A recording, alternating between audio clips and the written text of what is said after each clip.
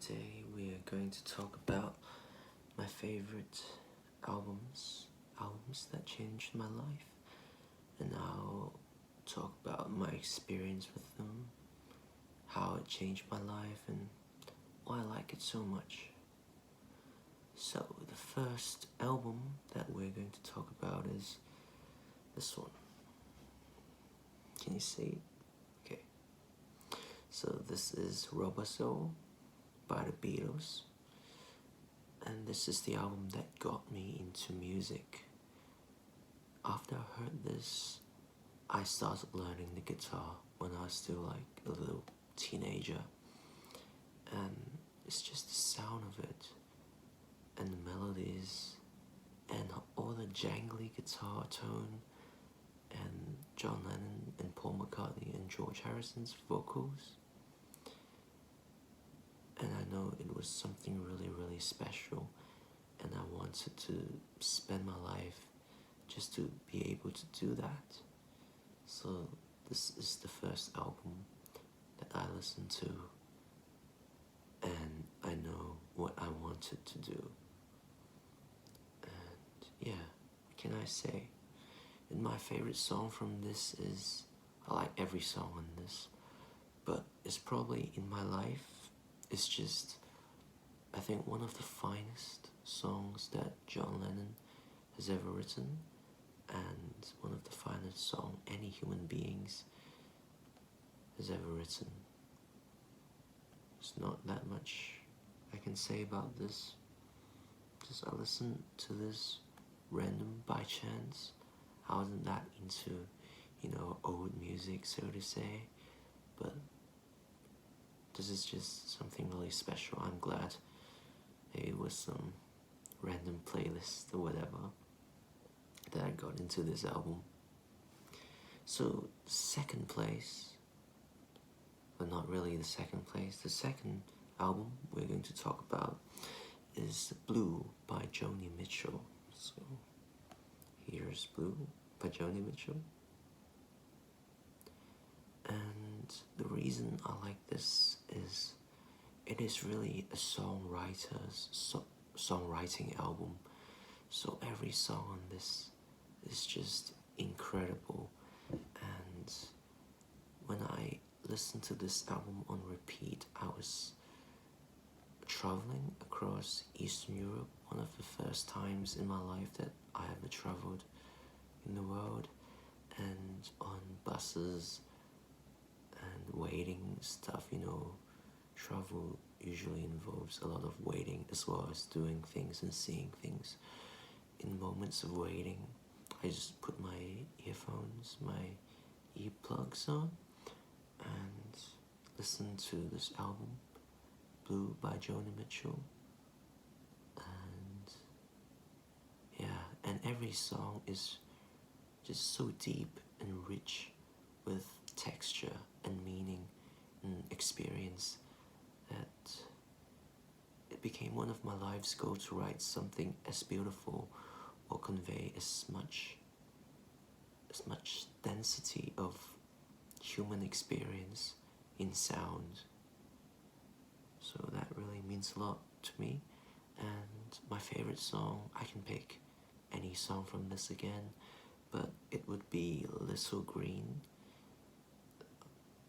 I didn't really get the full meaning of the song until I read a biography about Joni Mitchell a few months ago, and it's actually about her daughter, which she at the time did not meet, and they didn't meet until like 20 or 30 years after the release of this album. Maybe a bit less, I'm not sure, but a long time after this album was released. So it's about, how she misses the daughter that she did not get to see growing up.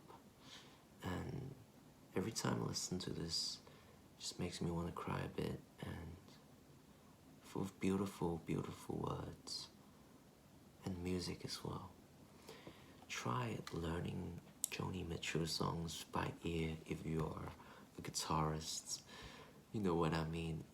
Every song is in a different tuning, and it can be tricky to get to sound exactly like Joni Mitchell, but it's worth a try.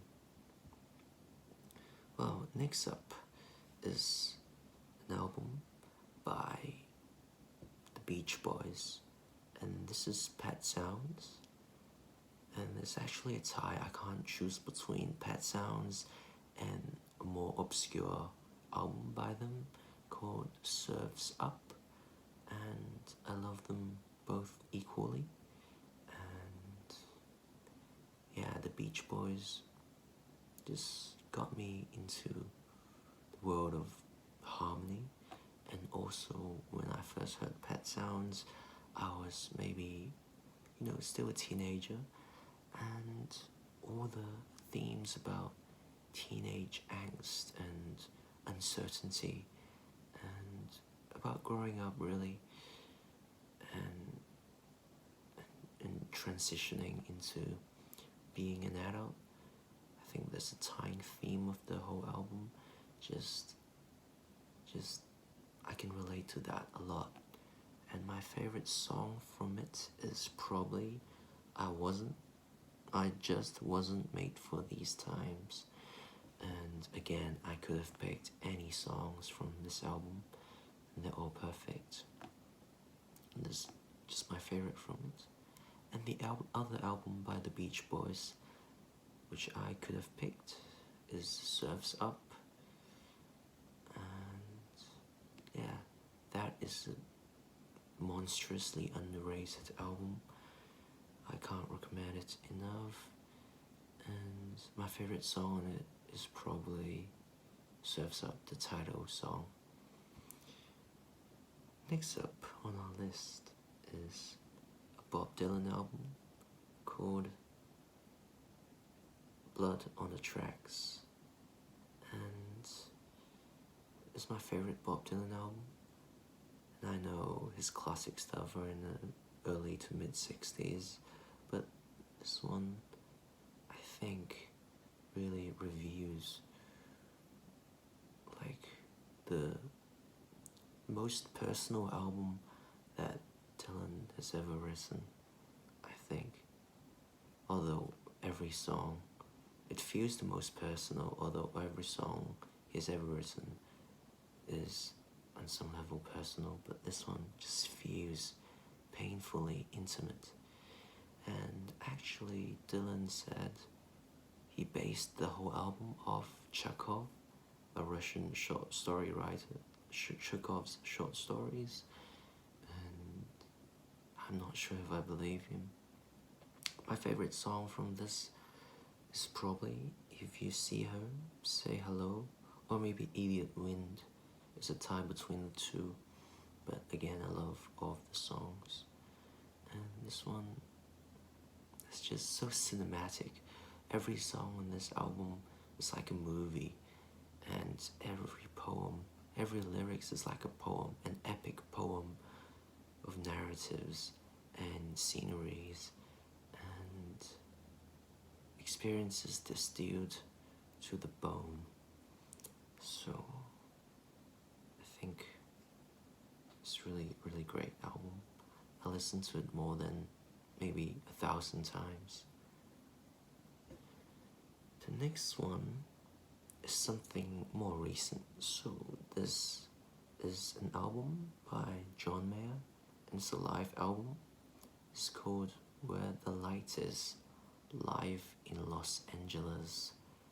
And this has, I think, John Mayer's best performances, and he is just an incredible guitarist, and the solos in Out of My Mind, in Slow Dancing in the Burning Room, and in Gravity, and actually the whole album is just incredible. But my favorite from this is probably The Heart of Life, because it's just an intimate song, and it's really simple. I just learned it a few weeks ago, and although being so simple, it strikes some sort of deeper truth, I think. And yeah, whenever I feel being beat down by the weight of life, I come to this song and it's just a little bit of comfort. Okay, next up is an album by Ryan Adams, and I don't know what you think about him, but judging by the songs from this album, I think he's one of the great songwriters, and every song on this is just a masterclass in songwriting. And the one song he did not write on this, he is one of his best vocal performances ever, and it's a cover of Wonderwall by Oasis, and it's just the saddest, most beautiful sad song you'll ever hear.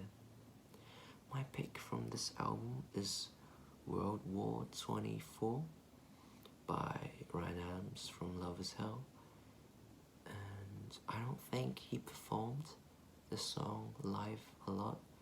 I went through a lot of his bootleg, internet archive recordings.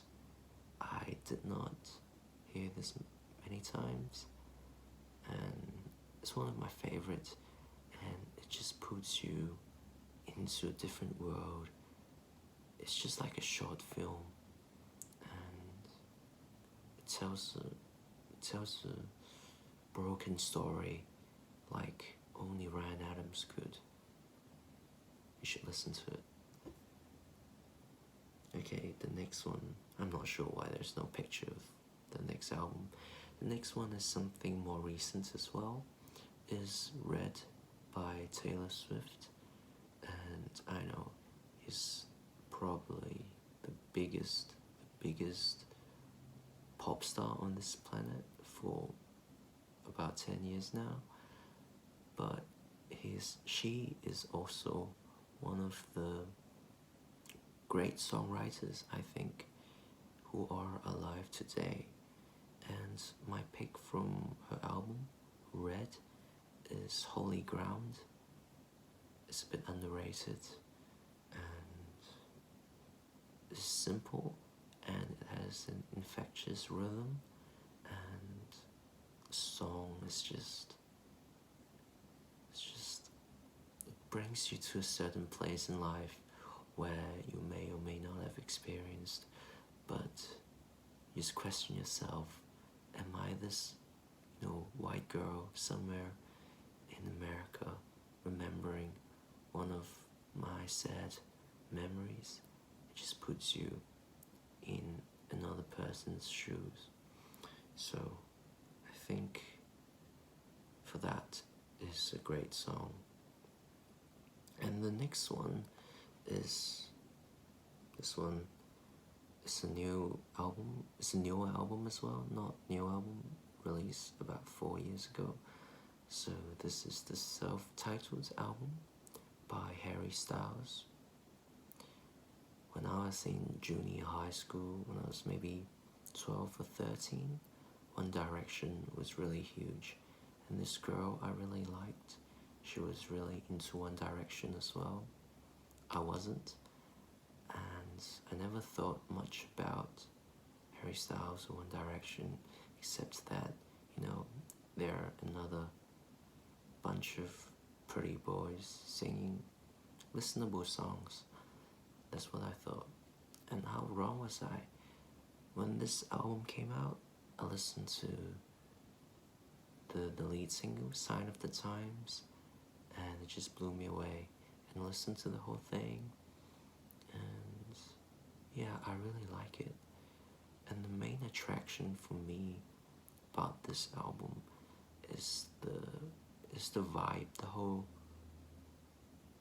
environment, the whole atmosphere of it just feels really organic and